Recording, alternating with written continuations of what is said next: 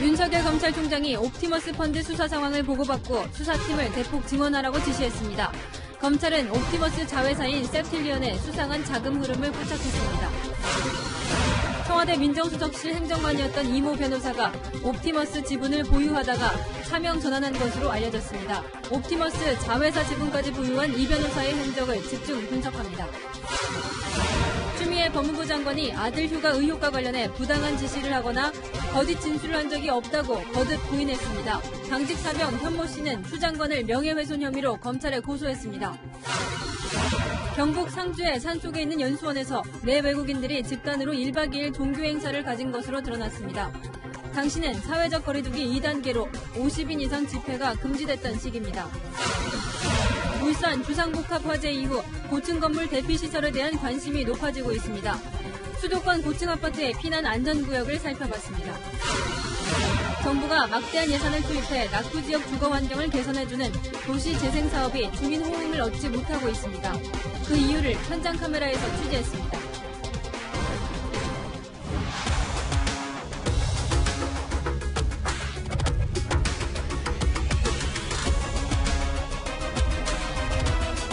네, 뉴스의 동정민입니다. 투자자들에게 5천억 원의 손실을 입힌 옵티머스 자산운용 사건, 이제 검찰의 시간이 다가왔습니다. 이 정관계 로비 의혹으로 번져나가면서 윤석열 검찰총장이 오늘 수사팀 증원을 지시했습니다. 이 옵티머스 이사를 남편으로 둔 당시 청와대 행정관의 행적이 의혹을 불러일으키고 있는데요. 그는 옵티머스 펀드뿐 아니라 이 사건의 돈 세탁 창구로 의심되는 자회사 지분도 소유했던 것으로 확인됐습니다. 먼저 정현우 기자가 검찰 수사 상황부터 전해드립니다. 옵티머스 자산운용 경영진을 기소한 검찰은 셉틸리언이란 회사를 주목하고 있습니다. 이 회사는 김재현 옵티머스 대표의 아내 윤모 씨와 이모 변호사가 50%씩 지분을 갖고 있는데 사실상 옵티머스의 자회사입니다. 그런데 대주주인 이 변호사는 이미 구속 기소된 옵티머스 이사의 아내로 지난 6월까지 청와대 민정수석실 행정관으로 재직했습니다. 검찰은 셉틸리언이 옵티머스 펀드에서 넘어온 자금 500억 원을 다른 기업 투자나 인수에 쓴 걸로 보고 있습니다. 거액이 들어오고 나가는 과정에서 옵티머스 펀드 손실을 메울 목적에 돌려막기나 자금 횡령이 있었는지도 검찰은 조사 중입니다. 또 자금의 최종 종착지가 어딘지도 살펴보고 있습니다. 검찰은 청와대 재직 당시 이전 행정관 명의의 옵티머스 지분 9.8%가 김재현 대표의 비서 명의로 바뀐 사실도 확인했습니다. 서류상 지분 이전 시점은 이전 행정관이 청와대 근무를 시작한 지난해 10월 이전으로 작성했다는 의혹도 제기되고 있습니다. 검찰은 이전 행정관이 단순히 명의만 빌려준 건지 불법적인 자금 흐름에 관여했는지 조사하고 있습니다. 야당은 검찰이 지난 7월 관련 자료와 진술을 이미 확보하고도 수사가 지지부진하다며 비판했습니다. 그 자체로 국기를 흔드는 거대한 권력형 금융비리 사건일 수밖에 없습니다. 제대로 수사가 되지 않는다면 대한민국의 미래가 없다고도 할 수 있습니다. 정관계 로비와 비호 의혹이 커지면서 검찰의 수사 의지가 시험대에 오르게 됐습니다. 채널A 뉴스 정현우입니다. 이 수사가 지지부진하다는 비판 여론 때문일까요? 이번 수사는 이성윤 지검장 산하의 서울중앙지검에서 맡고 있는데요. 지난주 수사팀이 검사 4명을 충원해달라고 대검에 요청했습니다. 그러자 윤석열 검찰총장 요청한 것보다 더 큰 폭으로 늘리라고 지시했습니다. 우현기 기자입니다. 옵티머스 자산운용의 펀드 사기 사건을 수사 중인 서울중앙지검이 윤석열 검찰총장에게 검사 4명을 충원해달라고 요청한 건 지난 8일. 오늘은 그간의 수사 진행 상황을 윤 총장에게 보고도 했습니다. 윤 총장은 검사 충원 요청을 승인하는 데 그치지 않고 검사와 수사관 등 수사팀을 대폭 증원하라고 추가로 지시했습니다. 정관계 대상 로비 의혹 등의 실체 규명을 위해선 수사팀 보강이 필요하다고 판단한 걸로 보입니다. 당초 서울중앙지검은 이 사건을 부패범죄 전담 수사팀이 아닌 고소사건을 맡는 조사부에 맡겼습니다. 이후에도 다시 담당 부서가 바뀌는 등 수사 동력이 약해지는 걸 자초했다는 비판도 나옵니다. 1개월 이상 검사 파견은 법무부 장관의 승인이 필요한데 서울중앙지검은 수사팀 증원을 법무부에 적극 건의하겠다고 밝혔습니다. 수사팀 증원이 잠적한 옵티머스 관계자 추적 등 검찰 수사에 활력을 불어넣을지 주목됩니다. 채널A 뉴스 우현기입니다. 옵티머스 자산운용 설립자인 이혁진 전 대표는 미국 도피 중입니다. 야당은 2012년 대선 때 캠프에 있었던 그의 친여 전력을 앞세워 여러 특혜 의혹을 제기하고 있는데요. 이 법무부가 체포영장이 발부된 지 14개월이나 지난 지난달에야 범죄인 인도 청구 요청을 한 것으로 드러났습니다. 최수연 기자입니다. 법무부가 이혁진 전 옵티머스 자산운용 대표의 국내 송환을 위해 지난달 말 미국의 범죄인 인도 청구를 요청한 것으로 뒤늦게 드러났습니다. 추미애 법무부 장관은 범죄인 인도 청구 여부에 대해 답을 안 하다 추궁이 이어지자 요청 사실을 밝혔습니다. 범죄인 인도는 조약 사항이어서 양국 간에 상의를 하고 있는 중입니다. 그래서 그 조약이기 때문에 외교상 밝힐 수가 없는 부분이 있습니다. 장관님, 지금 이게 사건이 굉장히 오래된 사건이거든요. 사건이 오래된 사건인데 그래서 제가 자료나 인도 청구했으면 했다 안 했다 그 자료라도 달라고 한 거예요. 범죄인 인도 청구 협조를 요청했고요. 날짜는 9월 22일인가? 9월 24일인가요? 검찰이 지난해 7월 기소 중지 상태인 이 전 대표를 상대로 체포영장을 발부받았는데 법무부가 영장 발부 14개월이 지나서야 범죄인 인도 청구에 들어간 겁니다. 검찰의 늦장 수사라는 비판을 피하지 못하는 상황에서 범죄인 인도까지 늦어질 경우 수사는 더 지연될 것으로 보입니다. 채널A 뉴스 최수연입니다. 국민의힘은 옵티머스 자산운용이 거물급 인사들을 영입해 정부에 영향력을 행사했다는 의혹을 제기하고 있습니다. 그러면서 오늘 국감장에서 금융위원회가 이례적으로 편의를 봐줬다는 정황이 담긴 녹취록을 공개했습니다. 이민천 기자입니다. 국민의힘은 옵티머스 사태와 관련해 감독 기능을 수행해야 할 금융위가 옵티머스 봐주기를 한 게 아니냐며 의혹을 제기했습니다. 그러면서 지난 2017년 김재현 옵티머스 대표와 금융위 담당 과장으로 추정되는 인물과의 통화 녹취록을 공개했습니다. 과장님이세요. 대주주 변경 사후 승인 신청을 하는 게 있어가지고 과장님께 연락드려서 접수할 수 있도록 하라 그래서 연락드렸습니다. 주시면 5시 가지고 있을 건데요. 정보설정사 거기 민원실 1층 오셔갖고 저한테 전화 주시면은 제가 내려가서 이거 접수 받도록 하겠습니다. 옵티머스 자산운용의 대주주 변경 사후 승인을 위한 서류 접수를 금융위 직원이 직접 챙긴 건데 매우 이례적이라는 이유에서입니다.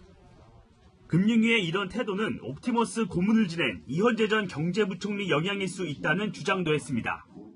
양호 회장이 옵티머스 자문단이었던 이현재 전 장관을 통해서 금융위원회 쪽에도 영향력을 행사했기 때문이라고 여러분도 생각하는데 좀 어떻게 생각하시죠? 저는 동의하지 않습니다.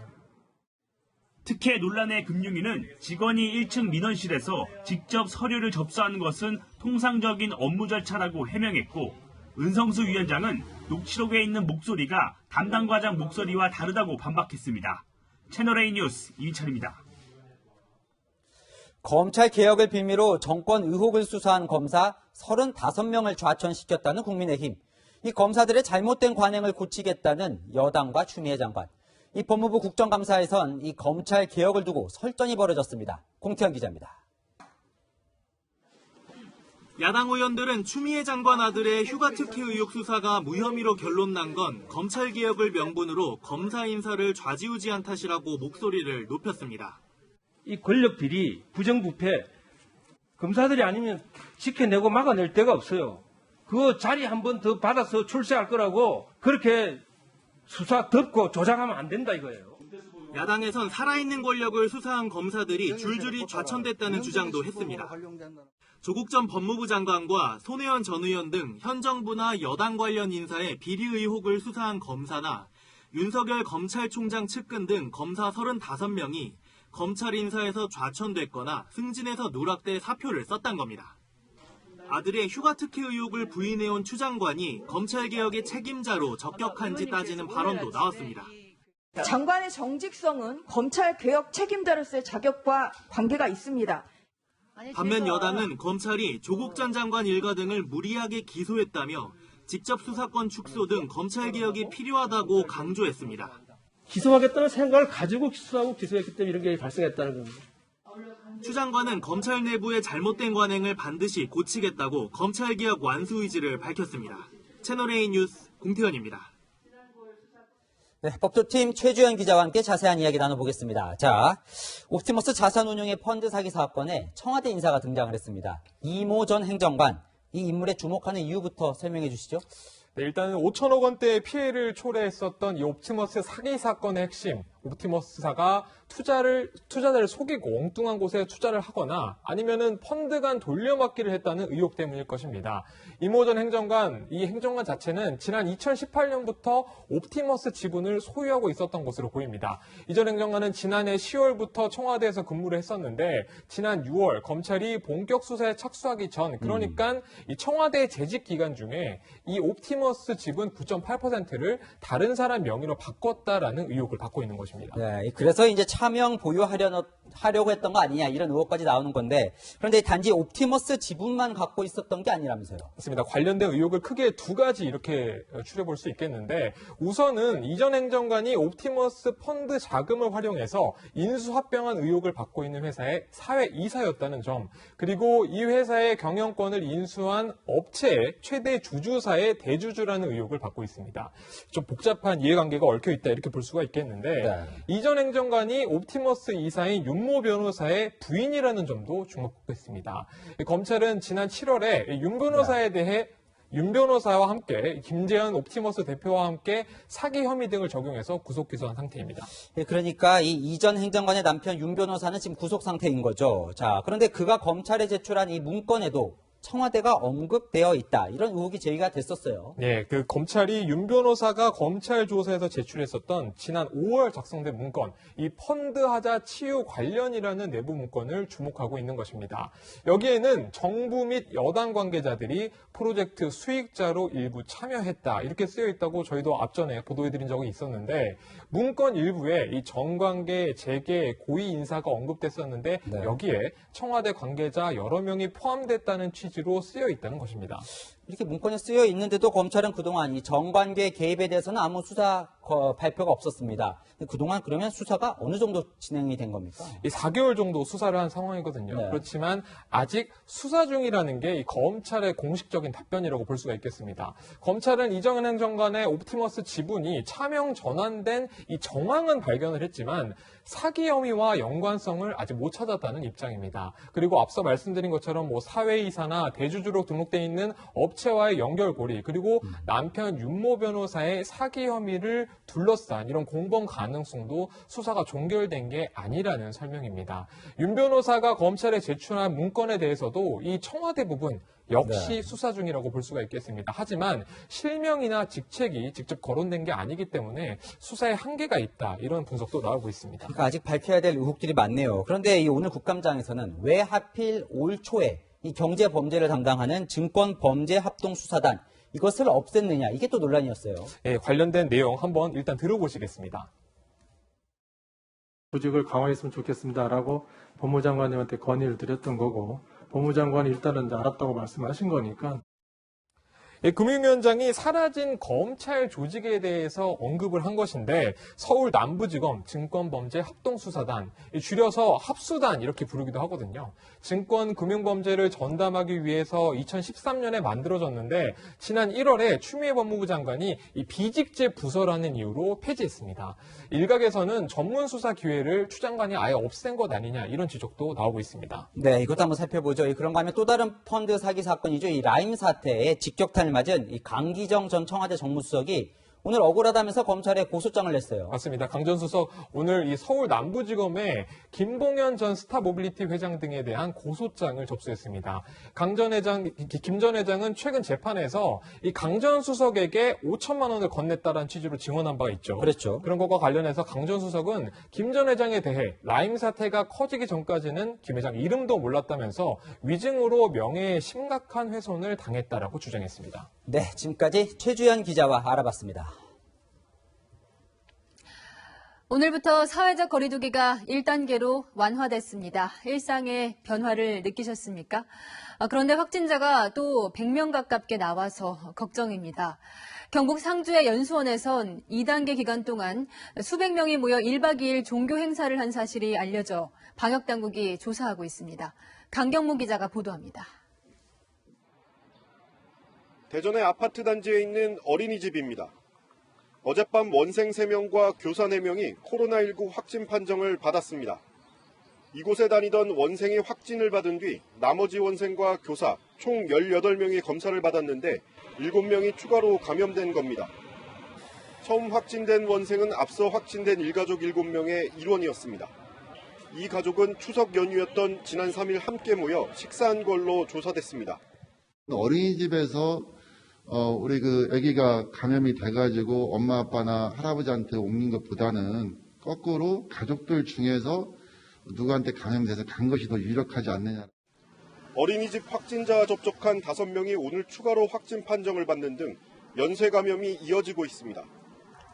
이런 가운데 경북 상주의 기독교 연수원에선 400여 명이 모여 종교 행사를 한 걸로 드러나 무리를 빚고 있습니다. 이들은 지난 9일부터 1박 2일간 행사를 열었는데 명부 작성 기준이어서 참석 인원이 더 늘어날 가능성도 있습니다. 앞서 지방자치단체는 제보를 받고 현장 시설 점검까지 했습니다. 그럴 때는 그런 행사 없다고 그래 얘기하죠. 자기들 말로는 확인 안 됐지만은 거리 두고 이렇게 자고 그건 다 지켰답니다. 식사는 밖에서 도시락을 하고요. 종교 행사 기간은 사회적 거리두기 2단계로 50인 이상 집회가 금지됐던 시기였습니다. 방역당국은 집회에 참석한 이들을 파악하는 한편 방역수칙 위반으로 해당 단체를 경찰에 고발할 계획입니다. 채널A 뉴스 강정모입니다. 사회적 거리두기가 1단계가 되면서 300인 이상 대형 학원도 다시 문을 열었습니다. 수능이 52일 앞으로 다가왔습니다. 이른 새벽 학원 문을 열자마자 학생들이 몰렸습니다. 김민곤 기자가 다녀왔습니다.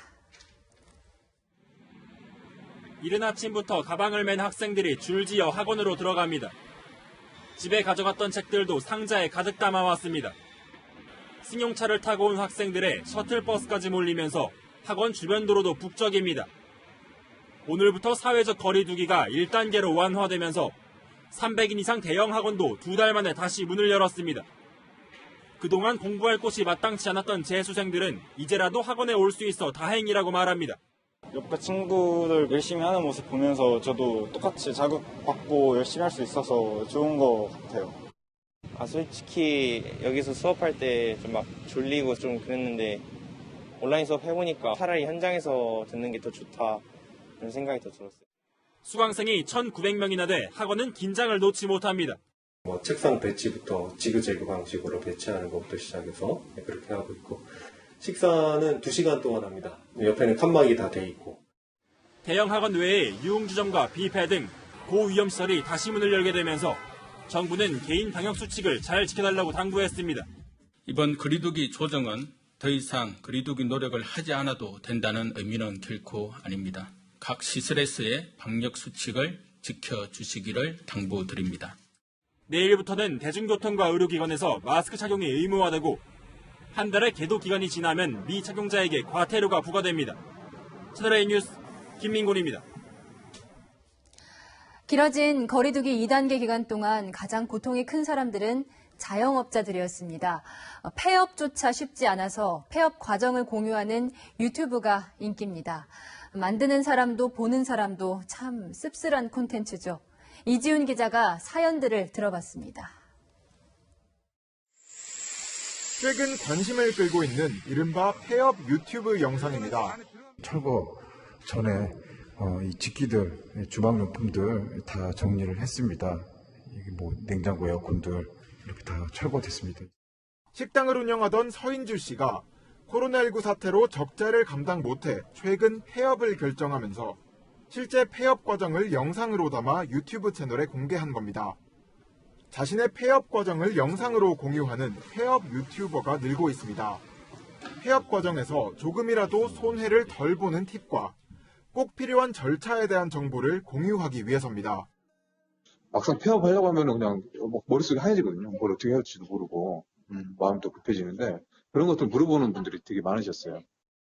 사회적 거리두기 1단계 완화로 2달 만에 가게로 출근한 노래방 업주 김익환 씨. 영업 중지 기간 동안 폐업하고 싶다는 생각이 굴뚝 같았지만 원상복구 비용과 밀린 월세 등이 만만치 않아 이마저도 포기했습니다. 폐업을 하고 싶었지만 폐업은 사실 돈이 있어야지 폐업을 합니다. 카드론까지 이제 손을 댔었고요. 그래도 많이 부족해서 이제 배달업을 종사하면서 일단 용기를 내 다시 영업을 시작할 수밖에 없는 상황. 오늘부터 1단계로 완화된 사회적 거리두기가 폐업 위기에 내몰린 자영업자들에게 희망이 될 수 있도록 철저한 코로나 방역 관리와 함께 시민들의 방역 수칙 준수가 절실합니다. 채널A 뉴스 이지훈입니다. 코로나 종식을 선언하고 연휴 대이동까지 했던 중국에서 2달 만에 확진자가 10명 넘게 나왔습니다. 칭다오의 흉부외과가 감염지로 지목됐는데 지난 국경절 연휴 동안 450만 명이 칭다오에 다녀갔습니다. 베이징 성혜란 특파원입니다. 마스크를 쓴 칭다오 주민들이 코로나19 검사를 받으려고 아파트 단지 앞에 빼곡히 줄을 섰습니다.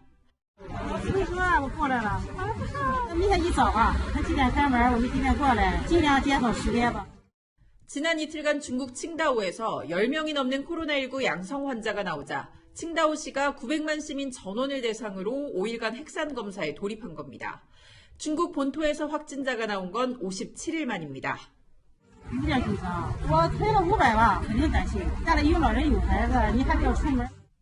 중국 보건당국이 발표한 공식 확진자는 6명, 확진 환자로 분류하지 않는 무증상 감염자도 6명이나 됩니다. 중국의 코로나19 진단 기준은 세계보건기구나 우리나라와 달리 양성이 나와도 발열이나 기침 등의 증상이 없으면 확진자로 분류하지 않습니다.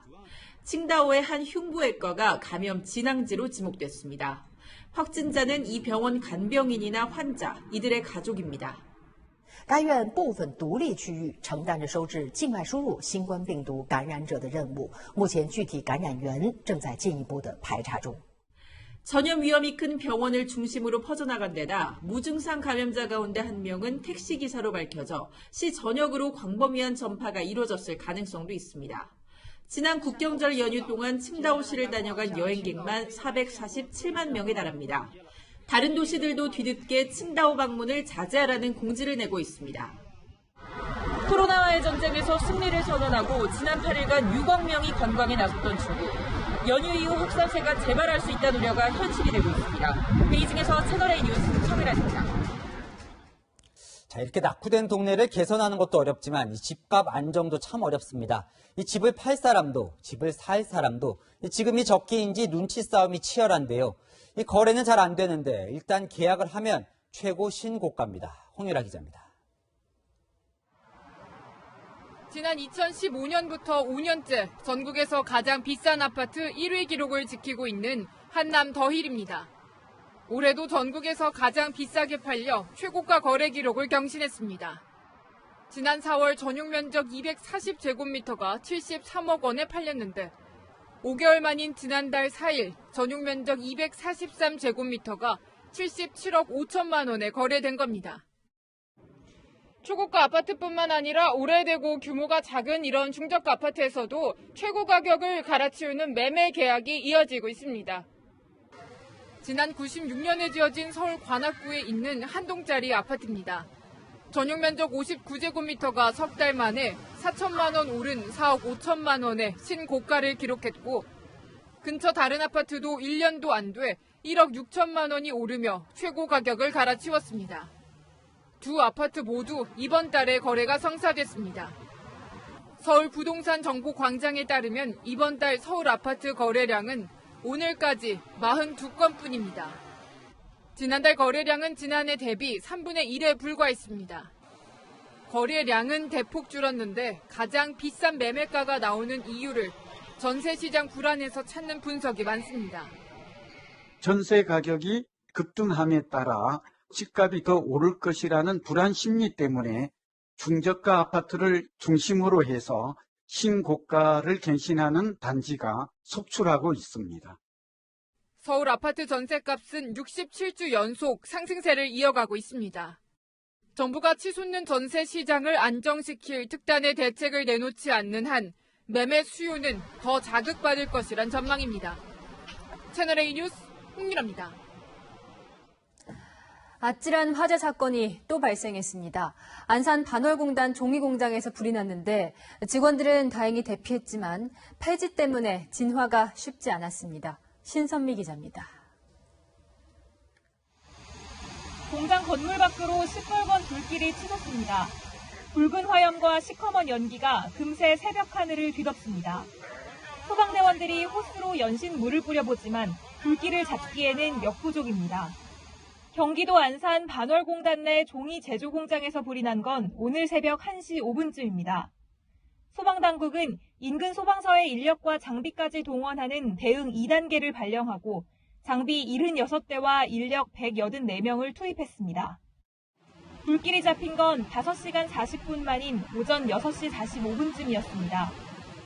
시계도 있고 안에 있는 것도 꺼야 되고 바깥에 나와 있는 것 제지 원료 그런 것도 꺼야 되니까 좀 오래 걸리는 거죠. 불은 뒤로 보이는 공장 건물 4개동 가운데 가장 큰 1개동을 모두 태웠습니다. 면적이 워낙 넓은 데다 마당에 쌓여있는 폐지에도 불이 옮겨붙어 진화에 어려움을 겪었습니다.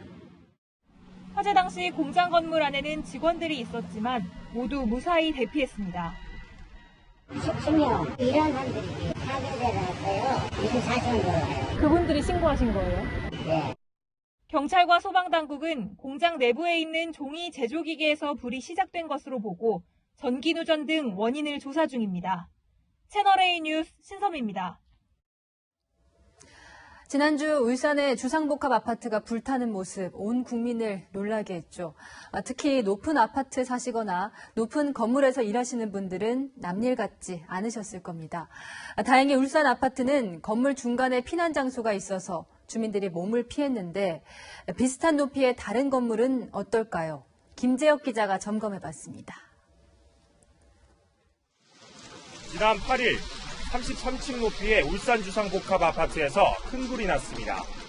피난안전구역 설치 의무는 없었지만 건물 2개 층에 피난처가 마련돼 있어 주민들이 불길을 피할 수 있었습니다. 건축법상 높이 200m, 50층 이상의 초고층 건축물은 피난안전구역을 반드시 설치해야 하지만 나머지 건물은 폭 1.5m의 계단만 있으면 별도 피난처를 만들 필요가 없습니다. 울산 주상복합처럼 의무가 아닌데도 피난 장소를 만들어둔 인천의 43층짜리 아파트에 가봤습니다. 화재 시 주민들이 대피할 수 있는 공간이 12층, 27층에 설치되어 있으니 주민 여러분은 이 점을 숙지하시기 바랍니다. 문을 열면 이렇게 넓은 공간이 나오는데요.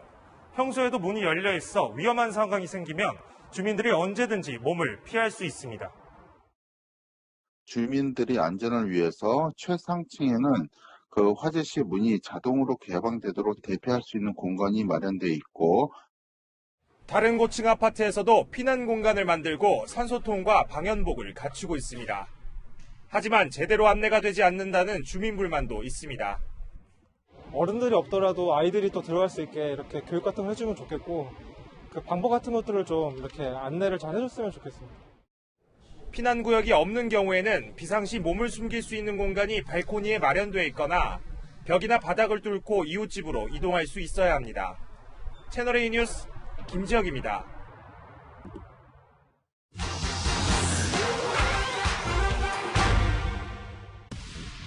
방송사 프로그램에 소개된 포항의 식당, 덮밥과 죽을 결합한 메뉴로 인기를 끌었죠. 그런데 자신의 메뉴를 뺏어가지 말아주세요 호소하고 나섰습니다. 한 업체가 레시피와 이름을 본따 가맹전 사업을 시작한 건데 논란이 커지자 업체 측은 이 사업을 철수하겠다 사과했죠.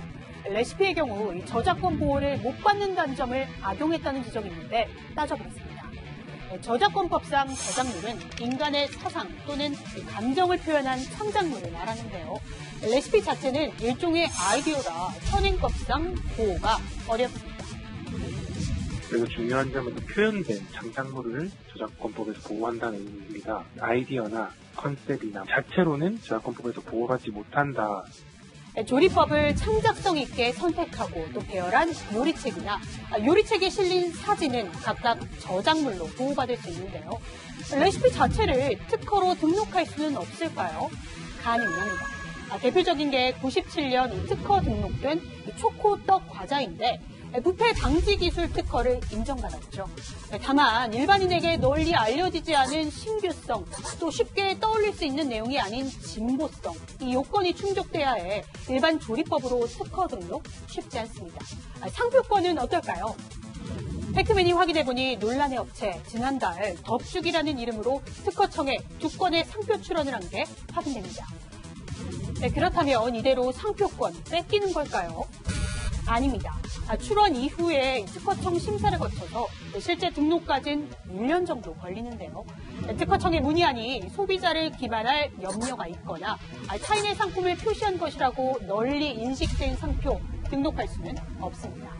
특히 덕죽을 개발한 포항의 식당에서 지난 8월 먼저 상표 출원을 해 다른 업체가 심사를 통과할 가능성 매우 낮습니다. 이 밖에도 궁금한 점은 팩트맨 많은 분이 바랍니다.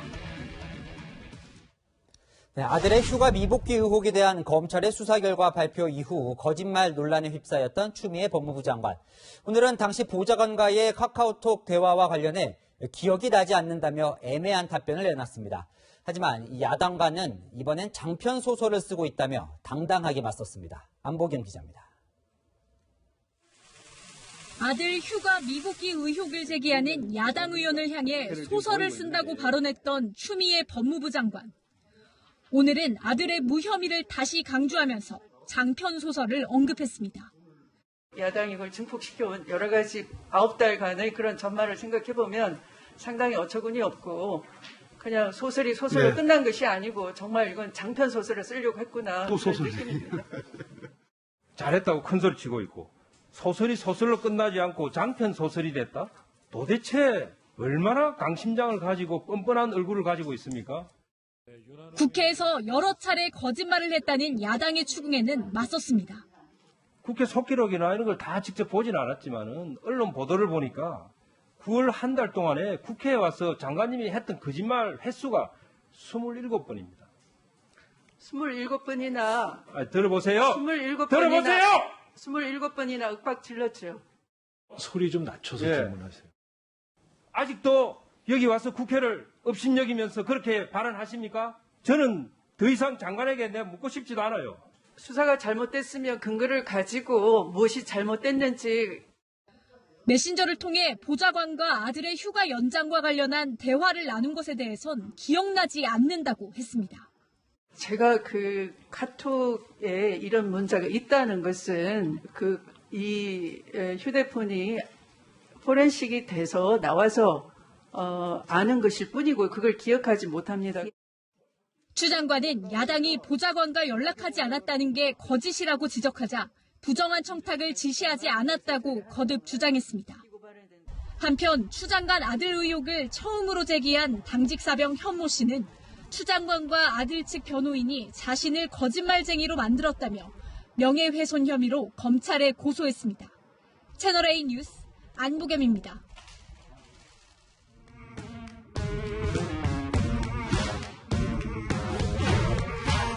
여랑 야랑 시작합니다. 정치부 이동은 기자와 함께합니다. 자, 첫 번째 주제 보여주시죠. 네. 국회의 품격을 높이기 위해 이 품격이 없는 모습들을 꼬집어 보여드리고 있는데 여기가 장마당이냐? 국회가 장마당처럼 됐나 보죠? 네, 장마당은 북한말로 시장이란 뜻이죠. 오늘 장제원 국민의힘 의원과 김남국 더불어민주당 의원이 아들의 휴가 연장 특혜 의혹을 받은 추미애 법무부 장관을 사이에 두고 설전을 벌이면서 국회가 장마당 분위기가 됐습니다. 보좌관으로부터 보고받은 사실도 없으신 거죠? 25일. 어떻게 다 기억하겠어요. 김남국이 너무 심한 거 아닙니까? 추미애 장관 답변을 왜 자기가 합니까? 김남국 의원 조용히 해주세요. 서로 끼어들면서 아주 식대복적해졌네요. 네, 장제원 의원은 김용민 민주당 의원과는 반말 때문에 싸웠습니다. 자, 발언. 김용민은 발언 안 했어요? 안 했어요. 언제 안 했어요? 언제 했는데요? 지난번에 안 했어요? 안 했는데? 반말하지 마시라고요. 위원장이 언제까지 참아야 됩니까? 외형 장마당이 아니잖아요. 아버지하고는 이분들은 국민의 대표 똑같이. 네, 법사위는 고성이 오가다가 결국 파행했습니다. 요즘 보면 이 반말하는 것 때문에 매일 싸우네요. 네, 오늘 외통위 국감에서도 재미있는 장면이 있었는데요. 외통위는 상대적으로 조용한 상임인데요. 이 외교관 선후배가 이 종전선언 때문에 한판 붙었습니다. 대사님 오래간만에 뵙습니다. 안녕하십니까? 네, 외교부 선배님이십니다. 비핵화의 진전이 따라오지 않는 종전선언에 대해서 미국 정부가 지지합니까? 따라오지 않는 왜 그런 그 가상을 해서 얘기를 하고 있죠? 잠깐만 계세요. 제 시간은 제 시간입니다. 죄송합니다. 답변할 권한이 있죠. 저한테 지금 질문하시는 거 아니에요? 네, 참고로 이수혁 주미대사가 조태용 국민의힘 의원보다 외교관 5년 선배입니다. 네, 다음 주에 보겠습니다. 네. 체육대회 못하는 이유. 네. 요즘 코로나 때문에 체육대회 거의 못하긴 하죠. 네, 코로나 이야기는 아니고요. 기상청 체육대회 날은 비가 온다는 농담 들어보셨나요? 네, 그런 얘기 들어본 것 같아요. 네, 그런데 이 말이 농담만은 아니었습니다. 기상청은 많이 노력을 하고 있지만 부가청이니 오거청이니 이런 얘기가 나오는 거 아니에요? 기상청 체육대회 매년 합니까? 체육대 안 합니다. 전에는 했잖아요. 예전에 한번 하고 난 뒤에 그 하도 왜 지적을 받고 난 뒤에 안 체육대 했습니다. 안 하는지 아시죠? 기상청 체육대회 날 비가 왔어요. 네? 94년에. 그 다음부터 안 하잖아요. 이걸 웃어야 될지 울어야 할지. 그러니까 비 올까봐 정말로 기상청이 체육대회를 안 하는군요. 네. 이게 하도 틀린다고 비난을 받으니까 위축이 좀 되는 것 같은데 네. 뭐 양치기상청 이렇게도 부른다면서요. 양치기와 기상청의 합성어인데요. 지난 여름만 해도 기상청은 7월 말에서 8월 중순 사이 무더위가 절정에 이를 것으로 예측했는데요. 하지만 이때 무더위가 아닌 기록적인 수준의 장마가 있었습니다. 그래서 뭐 해외 기상청 찾아다닌다 이런 사람들도 있어요. 네, 국내 날씨 예보를 노르웨이나 핀란드, 미국, 영국 등 해외 사이트에서 찾아보는 기상 망명족까지 생겼는데요. 기상청이 다시 체육대회를 하려면 날씨를 잘 맞춰야 되지 않겠습니까? 그럼요. 네, 그래서 오늘의 여랑야랑은 언제 맞춰로 정해봤습니다. 네, 그만큼 국민 생활에 중요한 기관이라는 뜻이기도 하니까요. 분발하시기 바랍니다. 지금까지 여랑야랑이었습니다.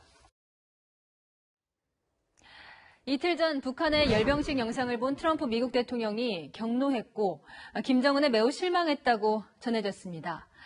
미국 본토를 공격할 수 있는 바로 이 무기들 때문이죠. 먼저 새로 공개한 신형 대륙간 탄도미사일. 미국, 중국, 러시아보다 큰 세계 최대 규모고 워싱턴과 뉴욕을 동시에 공격할 수도 있다는 분석이 나옵니다. 신형 잠수함 발사 탄도미사일도 직경은 넓고 더 가볍게 성능이 향상됐습니다. 지난 3년간 남북미 비핵화 협상을 하면서 뒤에서는 이렇게 미국을 겨냥한 핵 타격 능력을 키워왔던 겁니다. 미국만 화낼 일일까요? 남한 전역을 타격할 수 있는 신무기들도 대거 공개됐습니다. 문재인 대통령이 강조하는 종전선언과는 거리가 멀어 보이는 장면이죠. 하지만 청와대는 북한의 화해 메시지에 주목한다고 했을 뿐 새로운 무기 체계에 대한 입장은 내지 않고 있습니다. 북한이 새로 공개한 대남 타격 무기 얼마나 위협적일지 먼저 정다은 기자가 분석했습니다. 북한은 열병식에서 남측을 겨냥한 신무기를 대거 등장시켰습니다. 세계 최강의 화력을 자랑하는 보정의 병기, 초대형 방사포 정대들. 600mm 초대형 방사포를 비롯해 300mm, 240mm 등 다양한 방사포를 선보였습니다. 과거 북한이 서울 불바다 엄포를 놨던 것도 분당 최대 만여 발을 발사할 수 있는 방사포 때문이었습니다. 240mm 방사포로는 수도권 타격에 국한되지만 지금은 300mm 방사포로 평택 미군기지와 계룡대, 600mm 방사포로 부산 등 남한 전역을 초토화시킬 수 있습니다. 내리꽂히다 한 번 더 솟구쳐 요격을 피할 수 있는 북한판 이스칸데르 단거리 미사일. 유사시 핵 탑재도 가능한 전술지대지 미사일까지 동시다발로 떨어진다면 방어는 사실상 불가능합니다. 영상뿐만 아니라 여러 가지 출처를 통해서 현재 정밀 분석 중에 있습니다. 군은 그동안 북한이 도발하면 우리도 현무 지대지 미사일 등으로 선제 타격할 수 있다고 자신해왔습니다. 하지만 북한은 궤도 차량에도 방사포와 단거리 미사일을 탑재해 어디에서든 기습 발사가 가능해졌습니다. 또 우리 군은 스텔스 전투기 F-35 등 공중 전력을 북한에 보내 개전 초기 레이더망과 방공망을 무력화시킬 수 있다고 강조해왔습니다. 그런데 북한은 이번에 이를 비웃듯 이동식 레이더 차량을 공개했고 전투기 요격을 위한 신형 지대공 미사일도 선보였습니다. 군은 지금까지 핵을 뺀 재래식 전력만큼은 우리가 압도적으로 앞선다고 호언장담했지만 앞으로는 전략 수정이 불가피해 보입니다. 채널A 뉴스 정다은입니다. 이번 북한 열병식에서 또 주목할 점은 김정은 위원장을 비롯해 간부들과 시민들 누구도 마스크를 쓰지 않았다는 점입니다. 이 자리에는 2만 명이 모여 있었습니다. 북한이 말하는 대로 코로나 청정국이어서일까요? 그런데 열병식 다음 날 집단 체조 공연에서는 관중들이 빠짐없이 마스크를 쓰고 나왔습니다. 박수유 기자가 보도합니다. 어젯밤 노동당 창건 75주년 기념 집단 체조 공연이 열린 평양 능라도 5월 1일 경기장입니다. 김정은 위원장을 비롯한 주석단 지도부는 마스크를 쓰지 않았지만 관중석 주민들은 한 명도 빠짐없이 마스크를 쓰고 있습니다. 전날 열병식 때 전원이 마스크를 쓰지 않았던 것과는 사뭇 다른 모습입니다. 당 창건 75돌 병축 대표들, 열병식 참가자들, 참관 성원들, 평양 시민들이 대집단 체조와 예술 공연을 보았습니다. 앞서 열병식 참가자와 경축 대표들과 기념사진을 찍을 때나 김정은 동지를 우러러 폭풍 같은 만세 환호성을 거쳐 올렸습니다. 실내에서 진행된 경축 연회 때도 마스크를 쓴 사람은 없었습니다. 열병식 때와 달라진 건 15만 명을 수용할 수 있는 대형 경기장에는 일반 시민들도 함께 했다는 겁니다. 코로나 환자들이 확산될 가능성이 높은 상황에서 최고 지도자의 어떤 안전을 위해서라도 열병식 참석 인원들은 선별된 특별 관리된 인원들이라고 볼 수 있죠. 2만 명이 들어찬 열병식 인원들만 북한이 오래전부터 특별 관리를 했을 것이라는 주장입니다. 한 명의 악성 비루스 피해자도 없이 모두가 건강해 주셔서 정말 고맙습니다. 하지만 전 세계에 보여주기 위한 하룻밤 이벤트를 위해 북한이 집단 감염 우려에도 코로나 도박을 한 것 아니냐는 우려도 나옵니다. 채널A 뉴스 박수입니다. 일본은 메이지 시대인 1870년대부터 공식 서류에 도장을 찍어 결제하는 문화를 고수하고 있습니다. 코로나 재택근무 중에도 도장만 찍으러 대면할 정도입니다. 스가 총리가 취임하자마자 아날로그 행정에 칼을 빼들었습니다. 도쿄 김범석 특파원입니다. 도쿄의 한 창업 컨설팅 회사. 2년 전부터 거래처로부터 받은 서류를 도장 없이 바로 전자결제하고 있습니다.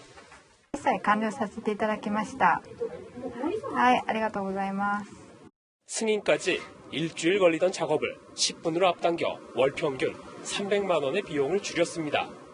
なぜそんなもっと早くやらなかったんだろうって思うぐらい心理的な面での安心感だけであってもう今更紙に戻れないとやっぱ思ってます. 하지만 지금도 날인이 필요한 정부 서류만 11,000종이 넘습니다. 불과 한 달 전까지 아베 정권 IT 담당 상이 일본 도장업계 이익을 대변하는 단체 회장을 겸해 논란이 일었습니다. 코로나19로 재택근무를 하다 결제를 받으러 출근하는 웃지 못할 일들이 벌어지기도 했습니다. 결국 한 달 전 출범한 스가 정부가 탈도장화에 칼을 빼들었습니다. もうそういう何でもオンラインにできる、何でもデジタル化できるという前提でそれを実現するために必要な規制改革はやらなきゃいけないかな. 혼인신고 등에서 직인 폐지를 검토하기로 했고 종이 사용을 줄이겠다며 팩스 업무도 내년부터 폐지하기로 했습니다. 도장업계는 갑자기 적태로 몰리고 있다며 반발하고 있습니다. それまでも全てのハンコがなくなるようなもう心配になって困ってるっていうのが現状なんですね. 주요 서류에 반드시 이 도장을 찍도록 되어 있는 법도 개정해야 돼서 스가 내각의 탈도장 개혁은 갈 길이 멀어 보입니다. 도쿄에서 채널A 뉴스 김범석입니다.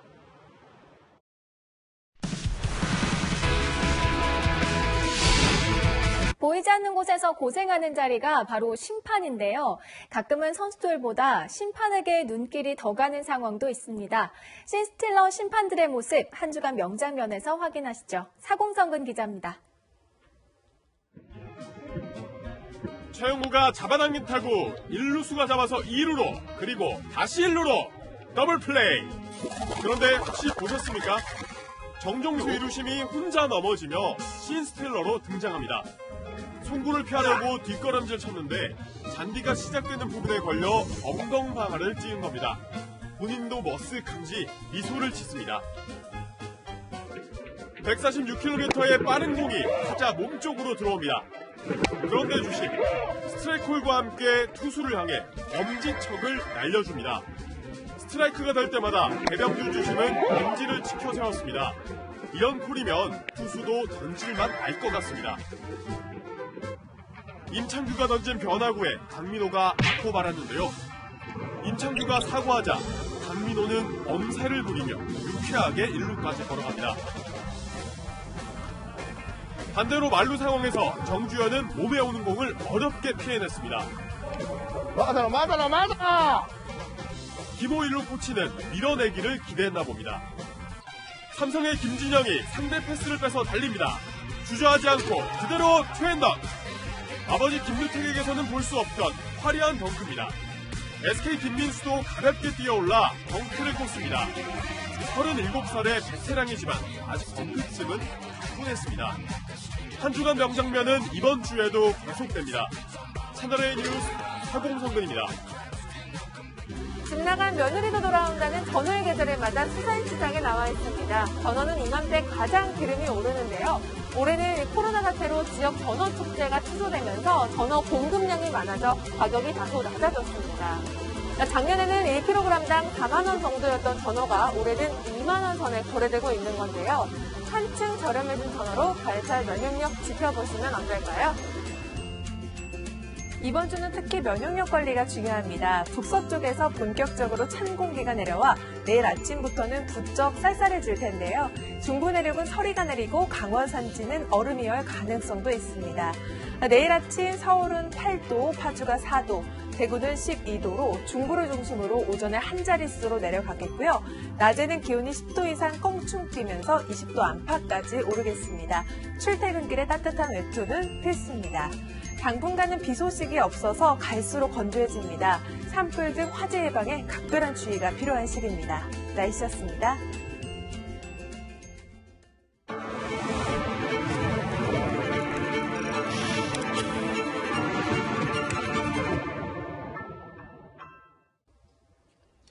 옵티머스 자산운용 사기 사건.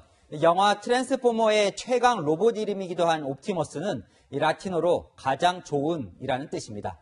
이 좋은 이름으로 사모펀드를 만들어 서민돈 5천억 원을 사기쳤습니다. 정보와 힘을 가진 소수의 탐욕을 채우는데 가장 좋은 수단이었을까요? 이 칼을 뽑은 검찰이 성역 없이 옵티머스 수사를 해낼지 지켜보겠습니다. 오늘 뉴스 여기까지입니다. 내일도 뉴스입니다.